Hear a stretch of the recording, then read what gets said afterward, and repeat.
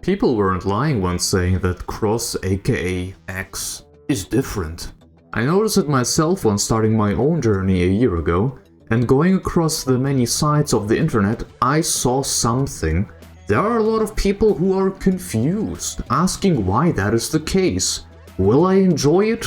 Also, if I have played the entire trilogy before? First off, welcome in, I hope you're doing alright. Let me tell you in a nutshell why Cross is so different, and what you should keep in mind and expect when playing this game. Let's get into it, shall we? These points are in no particular order, I'll just go mentioning one after another without wasting your time here. Just facts. Something that a lot of people are saying is that the story is garbage, and I think it's wrong. It still has a better story than most open world adventures out there. It simply isn't on par with the other three games. And that's where the sentiment towards X comes from. A big factor just as well may be that the story feels incomplete. And in this video I mentioned that this is absolutely the case. The story isn't complete. X was supposed to have the most insane story out of them all, though was cut and turned into a more online focused game, with only 30 to 40% of the original story being left. And the rest of the various concepts it intended to do was being thrown into the second and third game. But I will leave it at that, considering that they teased us with this scene at the end, which, yes, if you were wondering, it is in the base game, but not exactly like that. There are people talking about possibilities and theories online, but most of them contain serious spoilers, so let us just move on. You know what's a perfect equivalent to this game? Majora's Mask. And here I beg you to do the side quests. It unironically has some of the best side quests in the entire series, with some cutscenes even rivaling the hype of the main level quest cutscenes. Some of those side quests even have consequences, depending on what you choose. You can straight up kill some NPCs. This game is experimenting with quite a lot of different things, which is nice in my opinion.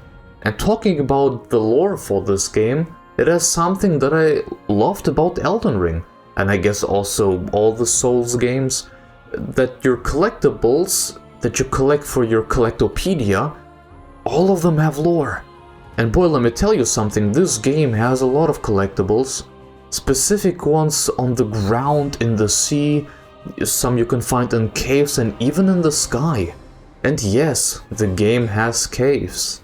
Enemies have lore, bosses have lore. Some of those infos you receive are quite fascinating to say the least. Even though the game feels very different from the other games in the series, you still have the social system with heart-to-hearts, those unlocking special side adventures with your other party members. And please do them, some of them are an absolute must for your to-do list. Of course, next up, the battle system, being essentially the first game but on some serious crack. And that's a good thing. Though, I gotta warn you, it will probably get slightly overwhelming. Nothing special for Xenoblade, but it may take slightly longer in this game. And not gonna lie, it feels like you need a university degree to understand the combat in this game, with some hopes being that they maybe improve the tutorials in the definitive edition. Explaining it all would absolutely double and probably triple this video's length, but man, the combat in this game is mad fun, especially once it clicks.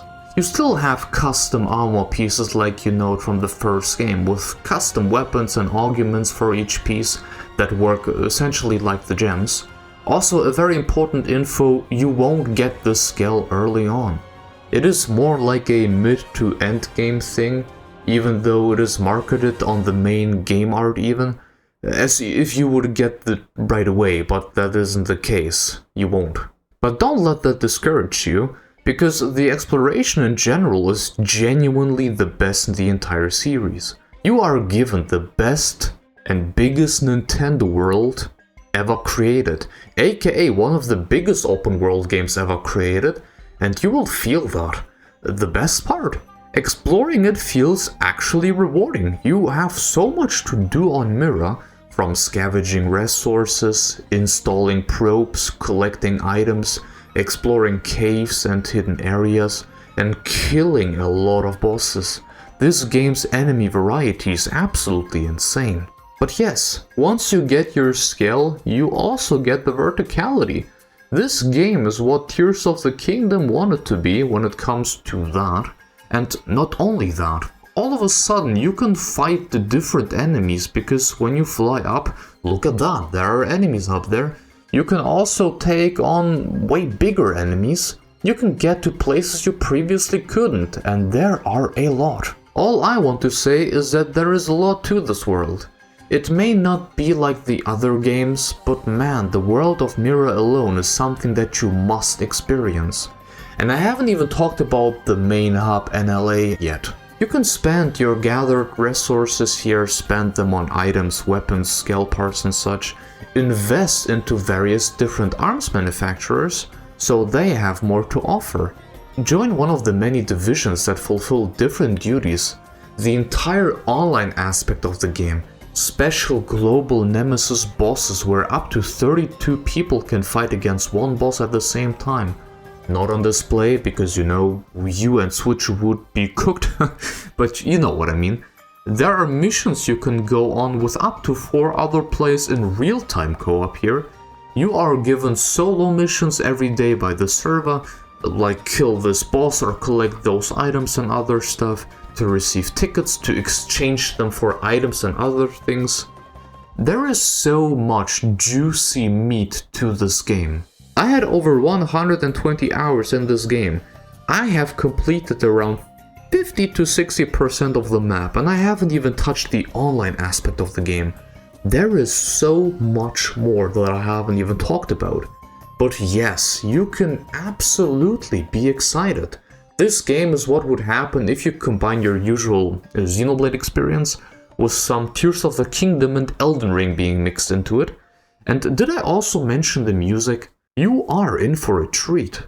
It has some of my absolute favorite songs in the entire series, created by Hiroyuki Sawano, who made the soundtrack for some of the biggest anime ever created, most notably Attack on Titan. And all of that, not even mentioning the stuff that will get added to this game with the definitive edition. Also, did I mention that this game has an endgame? Yes, a real, actual endgame. You defeated the final boss? Great. Here's a bunch of new post-main story side quests for you to do. The only downside? You can't fight the final boss again. But personally, I'll take that. You have genuinely every reason to be excited for this game. Heck, I'm excited, and I played it already. I actually plan to do some more videos on Cross, who would have thought? So I hope you will look forward to that. And are you convinced now? Fantastic! Alright, I thank you all very much for watching. I hope you have a fantastic rest of your day, and I see you folks very, very soon. Have a good one, everyone. Goodbye.